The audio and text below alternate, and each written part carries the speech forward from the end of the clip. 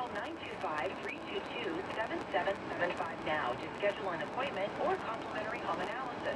For excellence in real estate, call the Michael Hatfield RE/MAX team at 925-322-7775 or go to michaelhatfieldhomes.com. DRE 01493761.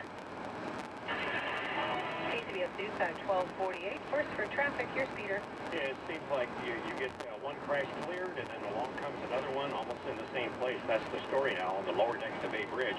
Eastbound 80, an earlier crash in the tunnel is gone, but now another crash just past the tunnel. It's already been moved out of the way to the right shoulder, but it's aggravating this backup that begins northbound 101 right about 280. Also in San Francisco on the southbound side of 101 before Cesar Chavez, the two left lanes are blocked by a crash. One of those four cars on its side. Traffic is backed up onto the upper deck of the Bay Bridge. The CHP is now saying those two left lanes are being closed with no estimated time for reopening. The East Shore Freeway, Interstate 80 westbound, that tightens up in Berkeley before Gilman, and that'll stay sluggish off and on to just past Powell Street as you approach the Bay Bridge Maze. In Oakland, 580 westbound, inching along most of the way from Highway 24 to the 8580 split.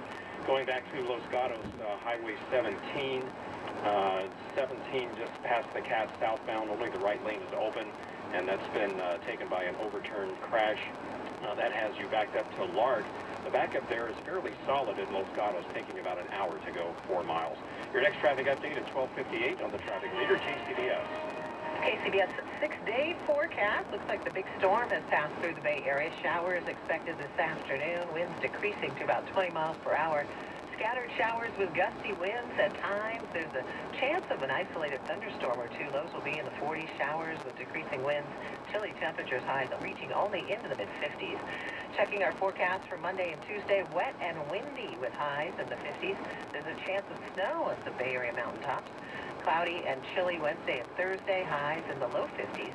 Friday, we'll see cloudy skies, slightly warmer temperatures. Highs will be in the upper 50s. Traffic and weather together on the 8th on All News 106.9 and AM 740 KCBS.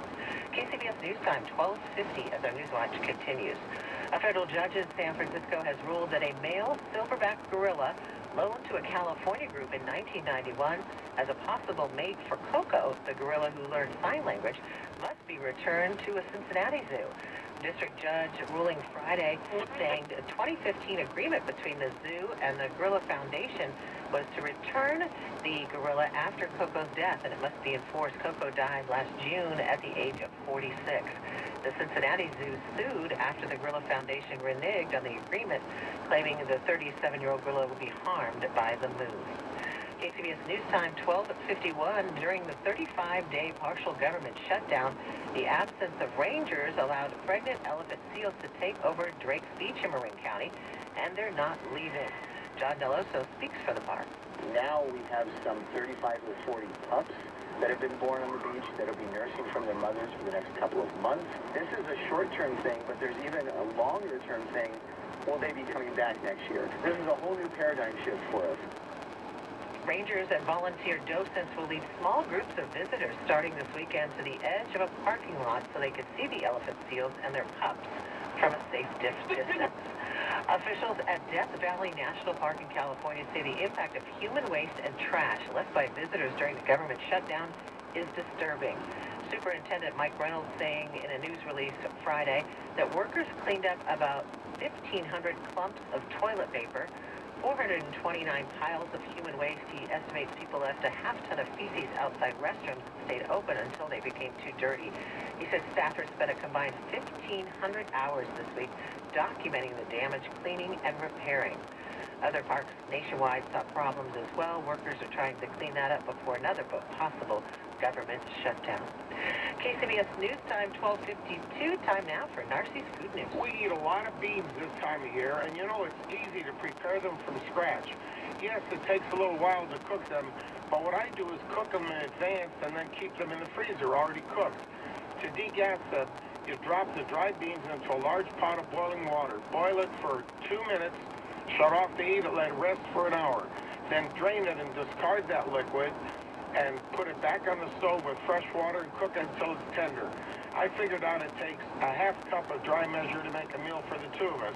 So I'll cook 2 cups of beans at a time, divide them up into 4 containers and put them in the freezer. When I want to use them, they're ready immediately to go right into a pot. And unlike canned beans, A, they've been degassed, and B, they don't have all that salt added. Now, as to making a quick bean dinner, I like to saute a whole leek chopped up in a little bit of olive oil, or if you want a little extra flavor, how about chopping up a couple of slices of bacon? Render them out in the pan, and then fry the leeks in that same fat. Adds a whole delicious extra touch. Whatever kind of vegetables you have, you might want to chop a carrot, or a couple of string beans, or a piece of fennel. Top it always with a green leaf, like kale or Swiss chard. Put a cover on it, let it simmer for 15 or 20 minutes until it heats through, and you're ready to go. Low in calories, very good for you, high in fiber, absolutely delicious. Narcy David, KCBS. KCBS News Time 12:55. Time now for Van Miller on business. A job interview is all about the questions, but there are a few you should keep out of the room. I'm Brian Van Miller on business. In most cases, at the end of a job interview, your potential employer will ask, do you have any questions for me? This is the chance for you to wow them with your knowledge about the company or your thought-provoking questions. However, according to Forbes, it's also the time when the door could shut with any chance of you working there. Forbes says there are 5 questions you should never ask during the job interview, starting with, how much will I get paid? Well, it's a fair question, and it's best to wait until you receive a job offer to discuss your salary. Another one to stay away from is, how much vacation time will I get? Your focus should be on the job and how you can help improve the company's bottom line as opposed to how often you can split. For more questions you should avoid and 3 you should absolutely ask, go to VanMillerOnBusiness.com. Happy hunting. Brian Van Miller, CBS News. Attention past and present semiconductor and microelectronic workers. Birth defects have been linked to toxic chemicals and solvents used in semiconductor and computer chip cleanrooms and in other industries. A recent decision by the Supreme Court of California may greatly assist lawsuits involving children born with birth defects whose mothers were exposed to toxic substances while pregnant.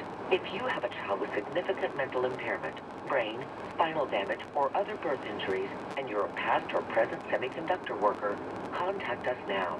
Call us toll-free at 1-866-99-TOXIC. Your children may be entitled to legal damages. If you are a past